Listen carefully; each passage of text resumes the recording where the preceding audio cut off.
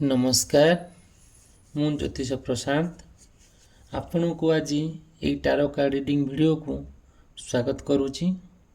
चलतु देखा आज ये टारो कार्ड रीडिंग वीडियो माध्यम आपणकर पार्टनर कौन सब मनोभाव रही कौन फिलिंग्स रही से कौन आपन नहीं चिंता करुँच कौन आपन आशा करुँच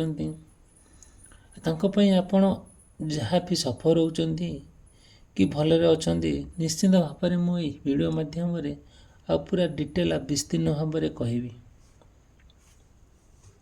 देखो फास्ट कहबी जदिओ आपणकर कि आप पार्टनरकर मेष राशि, वृष राशि, मिथुन राशि, कर्कट राशि होता है। यही राशि विशेष व्यक्ति मानक स्पेशली फास्ट आरंभ करुच्ची।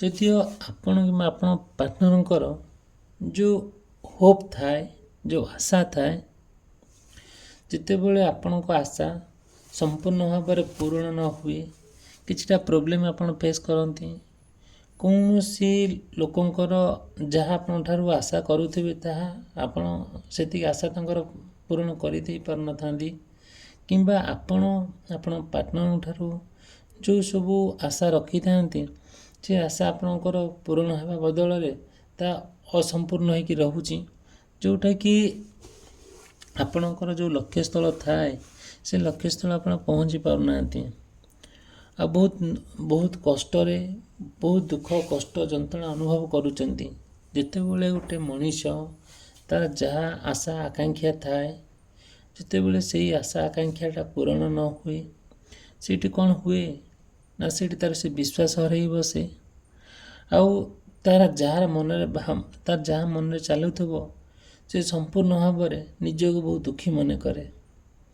जितेबले गोटे मनीष तार मन खराब हुए आउ सी चाहे नहीं कि से जितेबले तार मनटा तो खराब हो गला ताऊ किसी भल लगुनि कौन सी काम तार इच्छा होने काम करने कि कौन जगार कि कौन तार ऑफिस जावाई इंटरेस्ट नुहे आउ संपूर्ण भाव में सी बहुत दुखी अनुभव करुँच क्या पार्टनर को लेकिन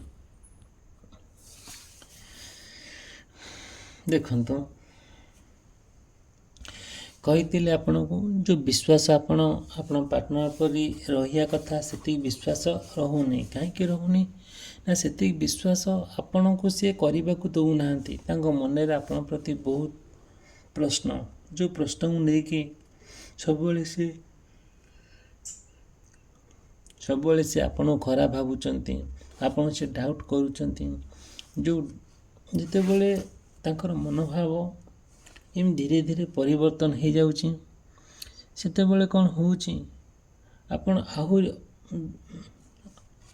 आशा शून्य कि बसी जाउचंती आपण बहुत माली मकदमा थाना फांडे केस कचेरी ये सब क्षेत्र में जड़ित हो जाउचंती जितेबले गोटे मनीष तांको पार्टनर को लेकिन बहुत आशा शून्य हो जाए तांको ऊपर भरोसा तुटी जाए आपण जानी पारंती नहीं आउ केते दूर भूल होउची केते दूर ठीक होउची तांको पय आपण बहुत सफर होउचंती आपण को मेंटली आपण मन ठीक ठाक रहू नहीं।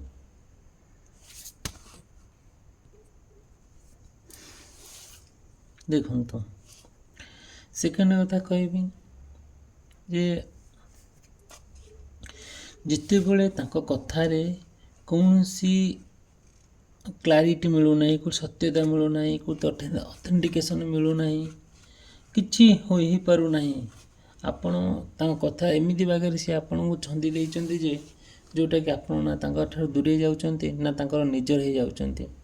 जितेबले गोटे पार्टनर कर ना आपण निजर होचंती ना आपण तांकर ठार छाड़ी जाउचंती तांकर बाट को चाहि बसिचंती जितेबले सबूर किछि परिवर्तन आनी दउची किछिटा नुआ परिवर्तन आनी दउची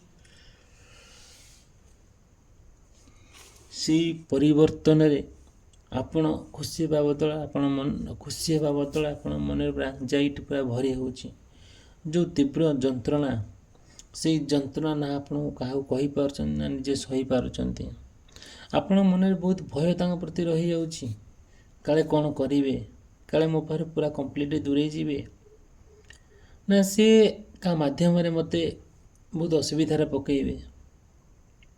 ଆପଣ ବହୁତ ଡିପ୍ରେସନରେ ରହୁଛନ୍ତି, ବହୁତ କଷ୍ଟ ଅନୁଭବ କରୁଛନ୍ତି। ଆପଣ ଯେଉଁ ଖୁସି ପାଇବା କଥା ସେ ଖୁସି ଆପଣ ମିଳୁନାହିଁ। ଆପଣ ବହୁତ ଆପଣଙ୍କ ଜୀବନର ଗତି ଚଲାପଥରେ ବହୁତ ନୈରାଶ୍ୟବାଦ ଦେଖା ଦେଉଛି।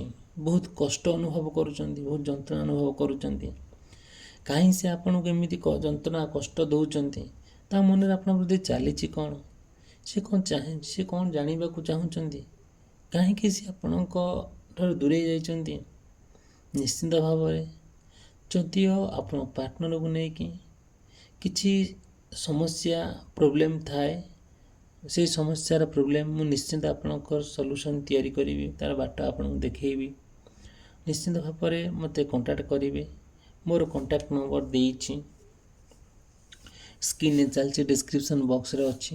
ମୁଁ ତା'ର ଆପଣଙ୍କ ପାର୍ଟନରଙ୍କୁ ନେଇକି ଯେଉଁ ସମସ୍ୟା ଅଛି, ଯେତେ ପ୍ରଶ୍ନ ଅଛି, ତା'ର ସେ ପ୍ରଶ୍ନର ଉତ୍ତର ମୁଁ ଆପଣଙ୍କୁ ଦେବି। ନିଶ୍ଚିନ୍ତ ଭାବରେ ଯଦି ଭିଡ଼ିଓଟି ଭଲ ଲାଗୁଥାଏ ଲାଇକ୍ କରିବେ, ଚ୍ୟାନେଲ୍ ସବସ୍କ୍ରାଇବ୍ କରିବା ପାଇଁ ଭୁଲିବେ ନାହିଁ। ଚାଲନ୍ତୁ ଦେଖିବା, ଯଦି ସିଂହ ରାଶି, କନ୍ୟା ରାଶି, ତୁଳା ରାଶି, ବିଛା ରାଶି ହୋଇଥାଏ, ଆପଣଙ୍କ ପାର୍ଟନରଙ୍କର କିମ୍ବା ଆପଣଙ୍କର ଯେଉଁ ମନରେ ଯେଉଁ ସୋଲମେଟ୍ ଭାବନା ଥାଏ, ଯେଉଁ ଅମାୟିକ ଭଲ ପାଇବା ଥାଏ, ପରସ୍ପରକୁ ଏତେ ସୁନ୍ଦର ଭାବରେ ଭଲ ପାଆନ୍ତି।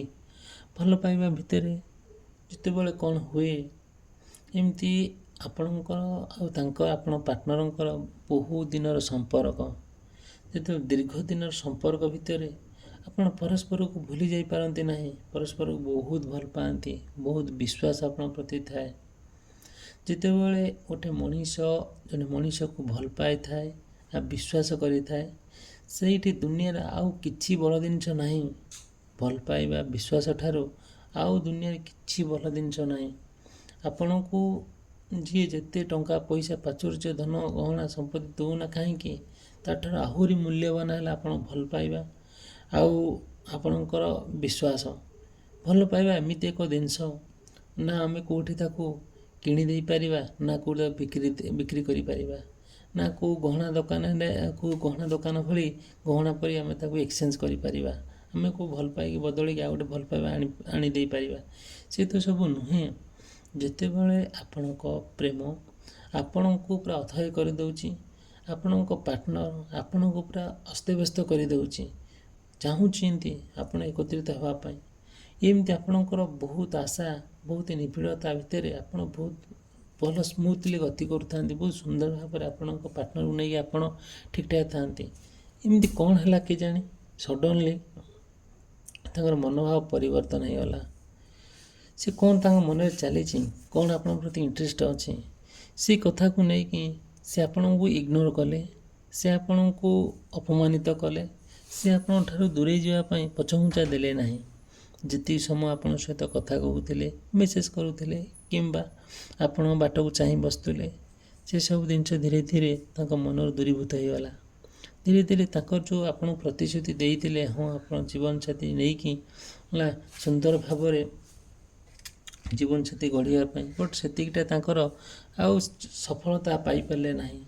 ଯେତେବେଳେ ନହେଲା, ଏସବୁ ଆଶା ଆକାଂକ୍ଷା ପୂରଣ ନହେଲା, ଯାହା ଆପଣଙ୍କର ଲକ୍ଷ୍ୟସ୍ଥଳ ଥିଲା ଆପଣ ପହଞ୍ଚି ପାରିଲେ ନାହିଁ, ସେସବୁ କେଇଟା ମୁହୂର୍ତ୍ତରେ ଛାରଖାର ହୋଇଗଲା, ଖିନଭିନ ହୋଇଗଲା। ଯେତେବେଳେ ପୁନର୍ବାର ଆପଣ ଟ୍ରାଏ କଲେ ସବୁକିଛି ବୁଝାବଣା ଭିତରେ, ସବୁକିଛି କଥାବାର୍ତ୍ତା ଭିତରେ ସମାଧାନ କରିବା ପାଇଁ, କିନ୍ତୁ ଯେତେବେଳେ ଚାହିଁଲେ ସବୁକିଛି ଆଉ ଥରେ କନେକ୍ଟ ହେଉ, ଆଉ ଥରେ ଯୋଡ଼ି ହେଇଯାଉ, ସେସବୁ ଆଉ ହେବାକୁ ଦେଲେ ନାହିଁ। କ'ଣ ମନରେ ଚାଲିଛି, କ'ଣ ସେ କ'ଣ ଆଶା କରନ୍ତି, କ'ଣ ସେ ଚାହୁଁଛନ୍ତି, କ'ଣ ଏଇଟା ଠିକ୍ କି ଭୁଲ? ନିଶ୍ଚିନ୍ତ ଭାବରେ ମୁଁ ଆପଣଙ୍କୁ କହିବି, ଯଦିଓ এই ଭିଡ଼ିଓଟି ଭଲ ଲାଗୁଥାଏ ଲାଇକ୍ କରିବା ପାଇଁ ଭୁଲିବେ ନାହିଁ, ଚ୍ୟାନେଲକୁ ସବସ୍କ୍ରାଇବ୍ କରିବା ପାଇଁ ଭୁଲିବେ ନାହିଁ। ଯଦି ଆପଣ ମନରେ ଅନେକ ପ୍ରଶ୍ନ ଥାଏ ଆପଣ ପାର୍ଟନରକୁ ନେଇକି, ମୋତେ ନିଶ୍ଚିନ୍ତ କଣ୍ଟାକ୍ଟ କରିବେ, ମୁଁ ଆପଣଙ୍କୁ ନିଶ୍ଚିନ୍ତ ଭାବରେ ହେଲ୍ପ କରିବି।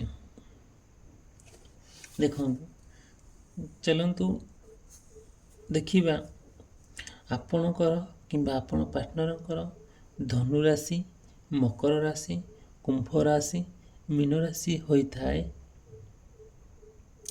ନିଶ୍ଚିନ୍ତ ଭାବରେ ଆପଣ ଜାଣିବେ ଆପଣ ପାର୍ଟନର ଆପଣଙ୍କ ଭିତରେ କ'ଣ ଯେଉଁ ଗୁଡ୍ ଲକ୍ ଥାଏ, ଯେଉଁ ଗୁଡ୍ ଲକ୍ ଯେଉଁ ଥାଏ, ହଁ ଆପଣ ଭାବୁଥିବେ ଆମେ ପରସ୍ପରକୁ ପାଇବୁ, ପୁନର୍ବାର ଆମ ଭିତରେ ଯେତେ ସମ୍ପର୍କ ଥାଉ ନା କାହିଁକି କିନ୍ତୁ ବଟ୍ ଏକତ୍ରିତ ହୋଇପାରୁନାହାନ୍ତି। ଯେବେ ଆଗରୁ ହେଇଥିଲେ ଠିକ୍ ଅଛି, କିନ୍ତୁ ଏବେ କିଛି ଦିନ ହେଲା ଆଉ ଟିକେ ସେପାରେଟ୍ ହେଇକି ଅଛନ୍ତି। ଯେତେବେଳେ ଆପଣ ସେପାରେଟ୍ ହେଇକି ଅଛନ୍ତି, ଆପଣ ଚାହୁଁଛନ୍ତି କି ତାଙ୍କୁ ଆପଣ ପାଇବା ପାଇଁ, ବଟ୍ ପାଇବା ପାଇଁ ହେଲେ କିଛିଟା ସମସ୍ୟାକୁ ସାମ୍ନା କରିବାକୁ ପଡ଼ୁଛି। ଯେଉଁ ସମସ୍ୟା ସାମ୍ନା କରିବାକୁ ପଡ଼ୁଛି ସେ ସମସ୍ୟା ଛୋଟିଆ ମୋଟିଆ ସମସ୍ୟା ନୁହଁ, ବହୁତ ବଡ଼ ସମସ୍ୟା। ସେ ସମାଧାନ ଅଛି। ଏମିତି ଦୁନିଆରେ କୌଣସି ଭୁଲ ନାହିଁ ତା'ର ଠିକ୍ ହେଇପାରିବ ନାହିଁ।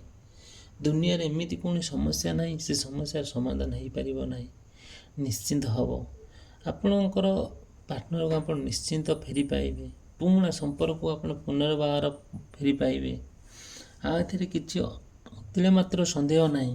ଦେଖନ୍ତୁ, ଫାଷ୍ଟ କହିବି, ଯେତେବେଳେ ଆପଣ ଲକ୍ଷ୍ୟସ୍ଥଳରେ ନ ପହଞ୍ଚିଛନ୍ତି,